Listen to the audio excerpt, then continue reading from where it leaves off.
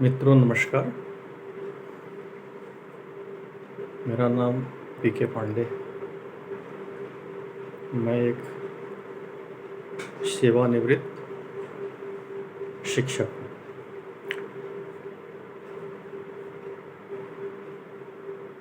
शिक्षा के क्षेत्र में मैंने शुरुआत किया था बिहार से, और उसके बाद मैं मध्य प्रदेश में कुछ दिन तक अपनी सेवाएं दी। उसके पश्चात मैं गुजरात आ गया और यहीं पर वर्ष करीब 28 साल से गुजरात में अपना काम किया, और पंजाब में भी चंडीगढ़ में रहा। फिर धीरे धीरे हम लोग गुजरात में ही एक तरह से सेटल हो गए। मेरी पत्नी भी केंद्रीय विद्यालय में शिक्षिका थी गणित की, और यहीं से वो भी रिटायर हुई, और ये सब 3 साल के अंदर में ही। गुजरात भारत के सबसे शांत और समृद्ध प्रदेशों में से एक है। गुजरात में जब मैं पहली बार आया था तो गुजरात कोई ऐसा शांत प्रदेश नहीं था। 1994 की शुरुआत में मैं यहाँ आया था, और उस समय हम लोग गांधीनगर में रहते थे। अक्सर अहमदाबाद कुछ जरूरी कामों के लिए आना जाना होता था। अहमदाबाद में भी कुछ एरिया ऐसे थे जहाँ पे हम लोग जाने से एक तरह से झिझकते थे। जैसे ट्रेन पकड़ना है तो कालूपुर तो जाना ही पड़ेगा। कालूपुर में जो आसपास एरिया है उसमें बड़ी संख्या में अल्पसंख्यक समाज के लोग रहते हैं, और अक्सर जब कुछ बात बिगड़ती थी या कोई आपसी मतभेद हो जाता था दोनों समुदायों के बीच में, बहुसंख्यक और अल्पसंख्यक, तो कालूपुर एक ऐसा क्षेत्र था जो काफ़ी जल्दी प्रभावित हो जाता था। उसके बाद बड़ौदा से भी थोड़ा बहुत हम लोगों का नाता रहा, क्योंकि मेरी बड़ी बेटी वहीं से डेंटिस्ट का कोर्स कर रही थी, उसका एडमिशन हुआ था। बड़ौदा में भी हमने देखा कि कभी कभी स्थिति बिगड़ जाती थी। जैसे पानी गेट एक एरिया है, वहाँ पर अल्पसंख्यक समुदाय के लोग बड़ी संख्या में रहते हैं, और कोई बात आपस में मतभेद या कोई झगड़ा होता था दोनों समुदायों के बीच में, तो सबसे ज़्यादा अफेक्टेड रहता था। उन दिनों मैं चंडीगढ़ में था, तो मुझे बड़ी चिंता रहती थी कि मैं तो यहाँ हूँ, अगर वहाँ पे कुछ प्रॉब्लम होगी तो बच्ची हमारी डर जाएगी।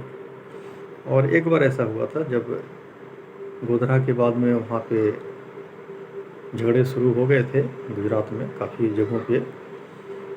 तो मैं चंडीगढ़ से मैंने अपने बिहार से ही एक हमारे बड़े अजीज कहिए, बड़े क्लोज कहिए, एक बड़े अधिकारी, रेलवे प्रोटेक्शन फोर्स के आयुक्त थे डॉक्टर सत्येंद्र नाथ पांडे। वो वहाँ पे कमिश्नर थे आरपीएफ के, और एक बार मेरी उनसे मुलाकात हुई थी। जैसे ही मैंने उनको अपना कार्ड भेजा अंदर, उन्होंने तुरंत खुद उठ के आए और गेट तक आके मुझे अपने केबिन में ले गए, और वहाँ पे चाय पिलाई और हाल समाचार पूछा। और मोतिहारी जहाँ के हम लोग रहने वाले हैं, उनके बड़े भाई सुरेंद्र नाथ पांडे, उनसे मेरा थोड़ा सा विशेष व्यवहार था, विशेष अपनापा था। वो बड़े भाई थे उनके, अभी हैं वहीं मोतिहारी में ही। तो उनके बारे में भी थोड़ी पूछताछ हुई। उसके बाद उन्होंने कहा कि जब भी आइए वडोदरा तो जरूर मिले। तब मैंने उनको बताया था कि मेरी बेटी यहीं पर है, डेंटल कॉलेज में वो है, तो उसी से मैं मिलने आया था। तो इसी से मैंने सोचा कि एक बार आपके भी दर्शन हो जाए। बहुत अच्छा लगा। उनका व्यवहार कतई नहीं था कि वो एक बहुत बड़े अधिकारी हैं, और फिर क्या हुआ, जब 2002 में गोधरा के बाद ट्रेन में जो आग लगाई गई थी, तो उसमें उन्होंने जाके संभाला था। बहुत कौशल्यपूर्ण उनकी कार्रवाई थी। एक अच्छे सच्चे अधिकारी के रूप में उन्होंने गोधरा में जाके सारा संभाल दिया था। तो सबसे पहले जो झगड़े थे वो गोधरा में शुरू हो जाते, लेकिन गोधरा में बाद में शुरू हुए, पहले शुरू हुए अहमदाबाद में। फिर उसके बाद आग भड़क गई और कई जगहों में पहुंची। तो उसी क्रम में मैंने जब सुना टेलीविज़न पर, चंडीगढ़ में हमारे पास जो टेलीविज़न था छोटा सा, उसमें मैंने न्यूज़ देखा, तो मैं काफ़ी घबराया। मेरी पत्नी से बात हुई, वो भी बोली कि वडोदरा से कैसे भी बेटी को बुलवा लीजिए। तो मैंने उन्हीं को फ़ोन किया, डॉक्टर सतेंद्र पांडे को,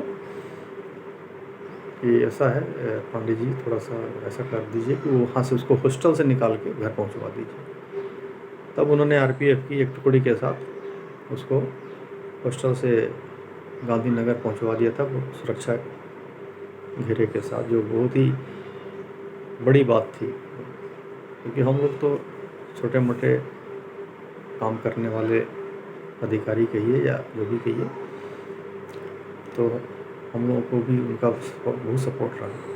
कहने का मतलब ये है कि गुजरात उसके बाद से बिल्कुल शांत हो गया।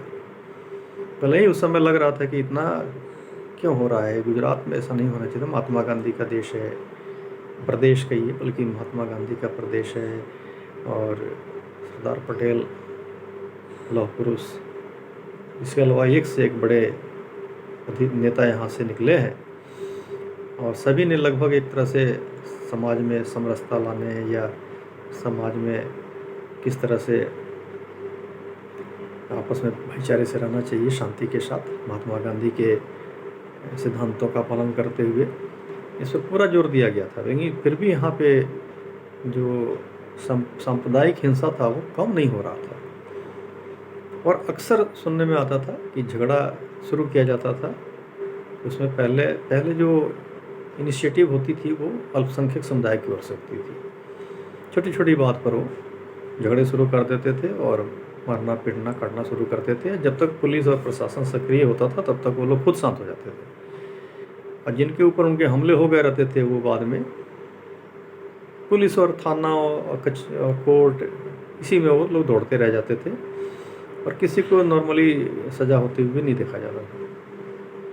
तो गोधरा के बाद में जो कहते हैं ना, एक्शन के खिलाफ रिएक्शन, अभी हाल में आपने सुना होगा कि कथित किसान नेता राकेश टिकैत ने लखीमपुर खीरी के संबंध में भी यही बात कही थी कि ये जो 4 लोगों को पीट कर मार दिया गया था खुलेआम वीडियो बनाते हुए, ये एक्शन का रिएक्शन है कि जो कुचला गया था किसानों को गाड़ी से, जिसके आरोप में गृह राज्य मंत्री के पुत्र आशीष मिश्रा इस समय अरेस्टेड हैं।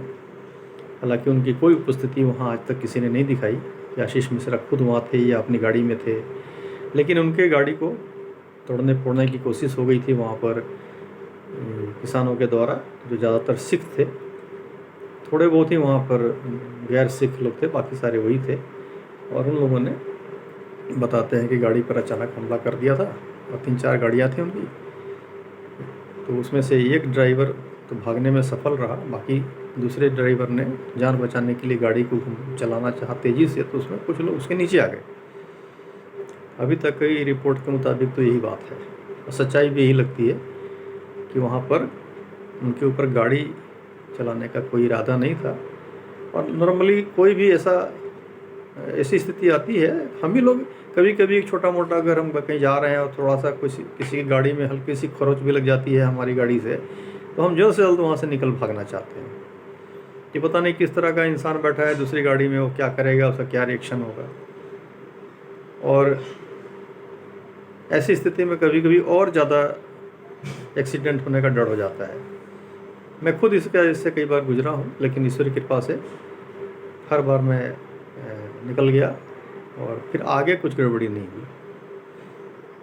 कई बार मेरी वाइफ बोली भी इतना फास्ट गाड़ी मत चलाइए। मैं कहा देखिए फास्ट इसलिए चला रहे हैं कि जल्द से जल्द इस जगह से निकल जाए। और अहमदाबाद में भी कई बार हम लोगों ने उस एरिया में जहाँ पर जुआपुरा या कभी उधर जाना हुआ कालूपुर वगैरह, तो वहाँ से हम लोग जल्द से जल्द निकल जाने की कोशिश करते थे। अब नहीं, अब ऐसी स्थिति नहीं। तो जो ये 2002 में जो भी फरवरी के महीने में जो कुछ हुआ था दुखद, क्योंकि उसके बहुत सारे परिणाम ऐसे हुए कि जो निर्दोष बहुत लोग थे उसमें भी वो भी काल कवलित हो गए। बताते हैं कि करीब 1000 के आसपास अल्पसंख्यक समुदाय और करीब 400 के आसपास बहुसंख्यक समुदाय के लोग इस दंगों में काल कवलित हुए या मारे गए। यहीं से एक तरफ तो शुरुआत हुई कि हिंदू या वो जो बहुसंख्यक समाज का अत्याचार या उनके द्वारा अल्पसंख्यकों की हत्या, इस पर बहुत सारी बातें सुनने को मिलने लगी। लगता था कि हिंदू हमेशा दंगों के लिए ही जाना जाएगा, लेकिन जबकि ये हमेशा ही हुआ है कि पहले एक्शन हुआ है एक तरफ से तो दूसरी तरफ से थोड़ा बहुत रिएक्शन होता था। इस बार थोड़ा सा रिएक्शन ज़्यादा था, इसलिए कि इस बार गुजरात में एक ऐसी सरकार थी जो हिंदुओं को दबा नहीं रही थी। नहीं तो अक्सर ही होता था, हिंदू जब तक वो संभले और सोचे कि हम भी कुछ करें, तब तक उनके ऊपर पुलिस की कार्रवाई हो जाती थी, उन्हीं को दबा दिया जाता था। तो उसके बाद से गुजरात बिल्कुल एक तरह से कहेंगे तो सबसे शांत प्रदेश में से एक है। क्या वजह हुई इसकी वजह मेरे ख्याल में तो यही है कि एक वर्ग को ये लग गया कि अब कुछ होगा तो हमारे ऊपर भी एक्शन दूसरे वर्ग की तरफ से होगा। मैं हिंदू मुस्लिम करने के लिए नहीं बैठा हूँ, लेकिन जो परिस्थिति थी रियलिटी में, जो वास्तविकता मैंने देखी, उसी को मैं आप लोगों से शेयर करना चाह रहा हूँ। फिर उन दिनों चूँकि मैं चंडीगढ़ में था, तो मैं एक बार अपने छात्रों के साथ मेस में बैठा, सुबह की चाय पी रहा था, वो लोग नाश्ता कर रहे थे और मैं भी वहाँ पे गया हुआ था। क्योंकि मैं अकेला रहता था तो अक्सर अपने इंस्टीट्यूट के मेस में जाके मैं भी चाय पी लेता था और कभी नाश्ता भी कर लेता था। उस दिन मैं नाश्ता भी कर रहा था, तो छात्रों में से कुछ छात्र मुझसे लगे पूछने कि सर गुजरात में ऐसा हुआ वैसा हुआ। मैं कहा हाँ, ये तो बड़ा दुखद है, ऐसा नहीं होना चाहिए था। एक छात्र ने एक बात कही, उसने कही कि सर आप जानते हैं कभी कभी ये होना चाहिए। क्यों होना चाहिए, मैंने पूछा। तो उसने कहा कि इसलिए कब तक हमेशा एक तरफा कार्रवाई का शिकार होते रहेंगे बहुसंख्यक समाज के लोग, कब तक। मैंने कहा कि आप कहना क्या चाहते हैं, ज़रा क्लियर कीजिए। बोला कि देखिए जब से गुजरात में ये हुआ, बहुसंख्यक समाज यानी आप सब जानते हैं कौन है, हिंदू, उन्होंने एक बार अपने हाथों में कानून ले लिया और कहा कि अब इस नासूर को या इस झगड़े को हमेशा के लिए ख़त्म करना है। तो उन्होंने इसको रिएक्शन के रूप में उन्होंने भी कार्रवाई शुरू कर दी। हो सकता है पुलिस प्रशासन ने ध्यान नहीं दिया या जानबूझ के आंखें बंद कर ली या नज़र घुमा लिया कि जो होता है होने दो, जिसको लेकर काफ़ी लंबे समय तक तत्कालीन गुजरात के मुख्यमंत्री, गृह मंत्री, जो आज भारत के प्रधानमंत्री हैं और भारत के गृह मंत्री हैं, उनके ऊपर बहुत लंबा समय तक इस पर एक तरह से केस चला। काफ़ी इंक्वायरी हुई। कांग्रेस की सरकार थी उन दिनों केंद्र में और उन्होंने कोई कसर नहीं छोड़ी थी। नरेंद्र भाई मोदी और अमित भाई शाह, इन दोनों को कई मामलों में उलझाकर उनका पॉलिटिकल करियर ख़त्म कर देने का शायद उन्हें कहीं से आभास हो गया था कि आने वाले समय में लोग भारत की राजनीति में बहुत आगे जा सकते हैं और कांग्रेस के लिए एक खतरा पैदा हो सकता है। तो बच्चे ने जब कहा तो मैं भी स्तब्ध रह गया। उसके बाद आप जानते हैं गुजरात कितना शांत हो गया। अब वहाँ पे कोई झगड़ा नहीं, और मुझे भी कई मेरे मुस्लिम मित्र हैं जो कहते हैं कि जो हुआ वो तो बहुत गलत था, नहीं होना चाहिए था, लेकिन उसके बाद से हम सभी लोग बहुत चैन की ज़िंदगी जी रहे हैं और हमारा विकास भी हो रहा है। ख़ासतौर से साणंद के एक मुस्लिम मेरे वाकिफ़ थे, जानकार थे, वो कह रहे थे कि साणंद में जब से टाटा की नैनो कंपनी का प्लांट लगा, हम लोगों का ज़मीन का भाव इतना बढ़ गया कि हम माला माल हो गए। हमने थोड़ी सी ज़मीन बेच दी और उसके बाद में उसी पैसे से हमने भी बिजनेस खड़े कर लिए और शांति के माहौल में ही कहीं भी बिजनेस फलता फूलता है। अगर किसी जगह पर कोई अशांति हो, वहाँ कौन बिजनेस करना चाहेगा? वहाँ तो न ग्राहक जाना चाहेगा, न कोई बाहर से कोई आना चाहेगा। और जो वहाँ पे बैठे हुए हैं कुछ विक्रेता लोग या दुकान वाले या शोरूम वाले, उनके दिल में हमेशा एक धड़क सी रहेगी, एक डर सा रहेगा कि कब क्या हो जाएगा, हमारा बिजनेस बचेगा कि नहीं, हम बचेंगे कि नहीं। ऐसे माहौल में बिजनेस नहीं फलता फूलता है। तो ये बात सही है, गुजरात इस समय समृद्ध भी है, शांत भी है। फिर उसने एक बात और कही, और जानते हैं सर, ये 1984 में जो दिल्ली में इंदिरा गांधी जी की दुखद हत्या के बाद जो कुछ हुआ था, कहा कि वो भी जरूरी था। मैंने कहा ये भी तुम एकदम, ये तो और अलग बात कह रहे हो तुम। उसमें तो हमारे सिख भाइयों के ऊपर बड़ा हमला हुआ था, जिसमें कांग्रेस से कई बड़े नेताओं के ऊपर उंगलियां उठी थी और उनके ऊपर। तो उसने भी एक बात कही, उसने कहा कि आपको पता है कि ये लोग जो पगड़ी वाले जो सिख लोग हैं, ये भी कितने आक्रामक और कितने हिंसक थे हिंदुओं के प्रति। फिर हिंदू शब्द आ गया, तो यहाँ हिंदू सिख नहीं होना चाहिए, लेकिन उसने जो कहा मैं उसकी बात को ही कह रहा हूँ, ये मेरा अपना कोई वर्चन नहीं है। तो उसने कहा कि बात बात पे दिल्ली में जिस मोहल्ले में ये लोग रहते हैं ज़्यादा संख्या में, वहाँ पे लोग छोटी छोटी बात में मारपीट शुरू कर देते थे, गाली गलौज शुरू कर देंगे, और अक्सर ऐसी स्थिति पैदा कर देते थे कि लोग वहाँ से चले जाना चाहते थे उस एरिया से, अपना घर द्वार। जैसे अभी कई जगह इंडिया में, भारत में ऐसा हो रहा है कि लोग घर द्वार बेचकर अपना जाने की कोशिश करते हैं। तो बोला उसके बाद 1984 के बाद आप देखिए कि वो भी शांत हो गए, वो भी अब झगड़ा उगड़ा नहीं करते हैं, बात करके अगर कोई समस्या भी होती है तो हल निकालने की कोशिश करते हैं बातों से। और फिर दोनों समुदाय के लोग भी, हालांकि उसके बाद एक बड़ा लंबा दौर गुजरा जो पंजाब में आतंकवाद का था। इंदिरा गांधी जी की हत्या के बाद भी काफ़ी समय तक आतंकवाद वहाँ चलता रहा। ऑपरेशन ब्लू स्टार के बाद ख़ास तौर से इंदिरा जी के प्रति और हिंदुओं के प्रति वहाँ पर एक नकारात्मक सोच पैदा हो गया था। तो पहले से भी कोई बहुत ज़्यादा वो बढ़िया सोच नहीं रखते हैं, ऐसा अब तो साफ साफ दिखाई देने लगा है, लेकिन उस समय भी ऐसा सोचा जाता था कि एक बात पे ये दबाने की कोशिश करते हैं एक हिंदू समाज के लोगों को, चाहे वो ऑफिसेज में हो या वो मार्केट में हो या घरों में या मोहल्लों में, कहीं भी। लेकिन ऐसी स्थिति नहीं थी कि जो लगता था कि आपस में काफ़ी मतभेद है, मनमुटाव है, या आप कहें कि आपस में एक दुश्मनी है, ऐसा कुछ नहीं था। लेकिन वो दौर भी था जब बसों से उतार के लाइन लगा दी जाती थी और कहा जाता था कि गैर हिंदू एक तरफ हो जाएं और हिंदू एक तरफ हो जाएं, और उसके बाद उनके ऊपर गोलियों की बौछार हो जाती थी। और चंडीगढ़ में जब मैं गया था तो वो दौर भी लगभग एक तरह से चल ही रहा था। और उसके बाद में कश्मीर में भी तो चलता ही था। 94 में 2001 में मैं चंडीगढ़, मेरी पोस्टिंग ट्रांसफ़र हो गई थी, तो मैं वहाँ, तो मेरे निदेशक कहते थे कि पांडे जी चले जाओ जम्मू, आज वहाँ पे ये काम है वो काम है। तो मैं डरता था, मैं कहता सर जम्मू कश्मीर नहीं जाना चाहता हूँ। तो बोले कि अरे ऐसा करो, जम्मू तक कोई दिक्कत नहीं है, चले जाओ। मैं कहा बस से जा रहे हैं और कहीं रास्ते में बस रोक लिया तो क्या होगा, क्योंकि सुनी हुई बातें थी। बोला नहीं ऐसा कुछ नहीं है। खैर एक दो बार, जब मैं पहली बार तो मैं गया था तो रास्ते पर मैं सोया नहीं था क्योंकि रात की बस थी, लेकिन जब कुछ नहीं हुआ तो निश्चिंत हुआ, थोड़ी जान में जान आई। और वहाँ जब मैं गया तो जम्मू में जितने लोग अधिकारी लोग थे ज़्यादातर मुस्लिम थे, लेकिन बड़े अच्छे नेचर के लगे मुझे।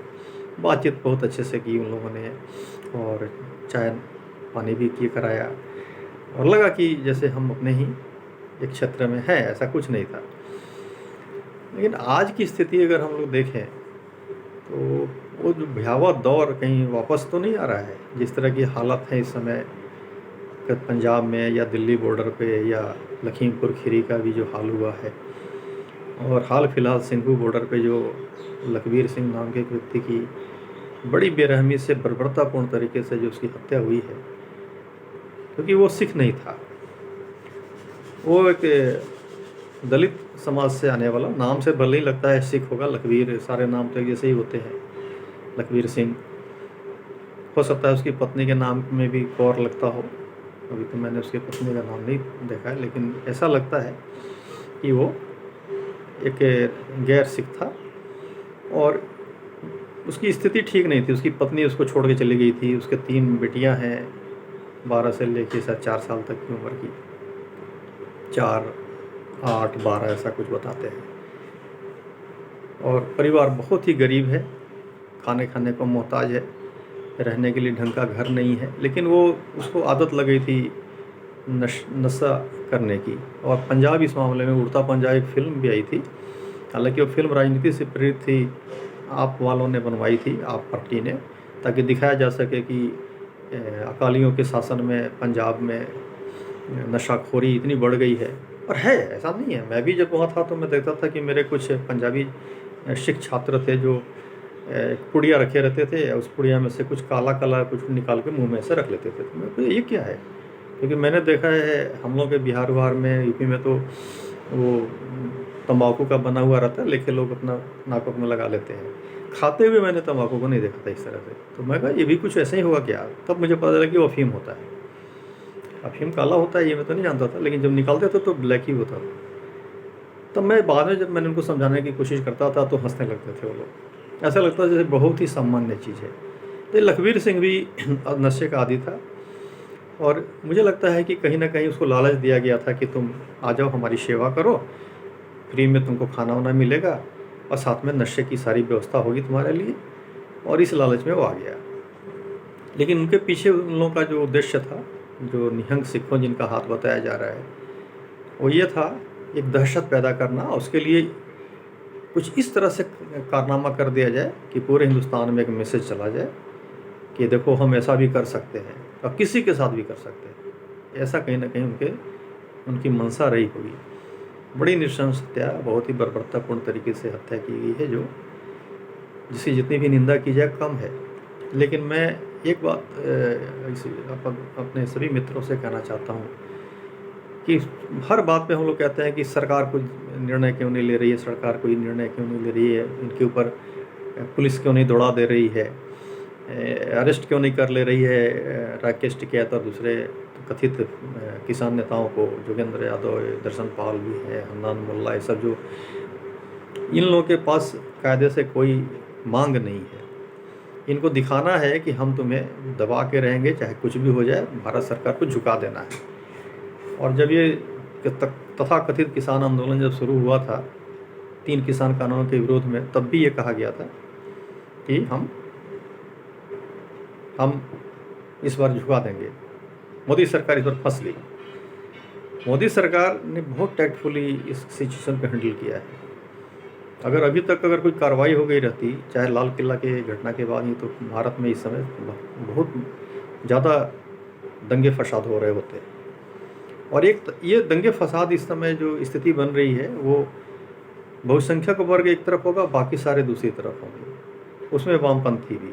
वामपंथियों का तो शुरू से इतिहास रहा है कि अराजकता फैलाओ, खून खराबा करो, हिंसा करो और सत्ता हथियाओ।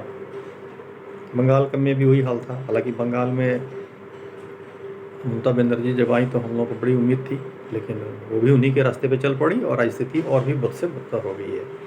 दूसरी तरफ कश्मीर में टारगेट किलिंग शुरू है।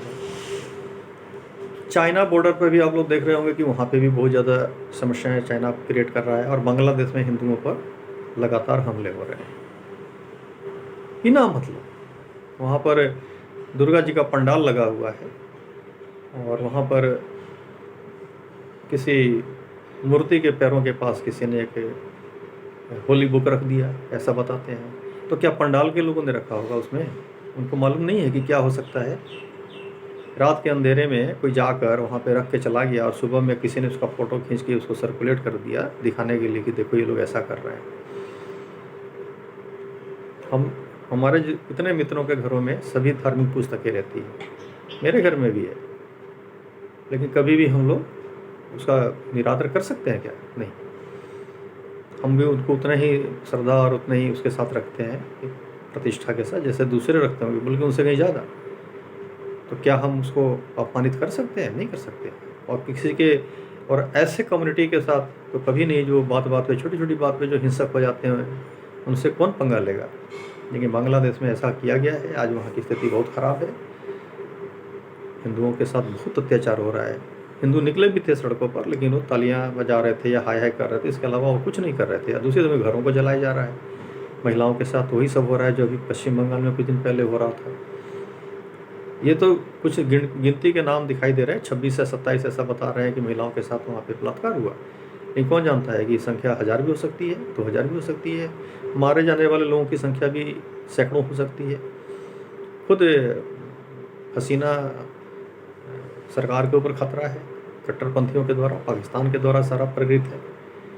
और पाकिस्तान बॉर्डर पे भी देखिए हलचल है, अभी हमारे सेनाध्यक्ष नरवणे साहब वहाँ पहुँचे हुए हैं। कुल मिलाकर स्थिति यही है कि भारत को चारों तरफ से घेरने की कोशिश हो रही है। हम आप भले ही इस समय कोविड से भी लड़ते रहे हम लोग, भारत सरकार ने एक तरह से कहा जाए तो लाखों करोड़ों लोगों की जान बचा दी समय रहते।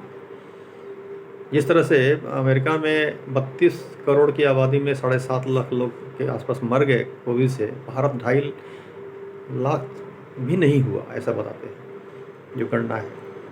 और हम कितनी आबादी है हमारी, अमेरिका से कम ऐसा तो 4 गुना ज़्यादा आबादी है हमारी, 5 गुना भी हो सकती है, क्योंकि वो 32 है और हम 140 के आसपास पहुंच गए हैं।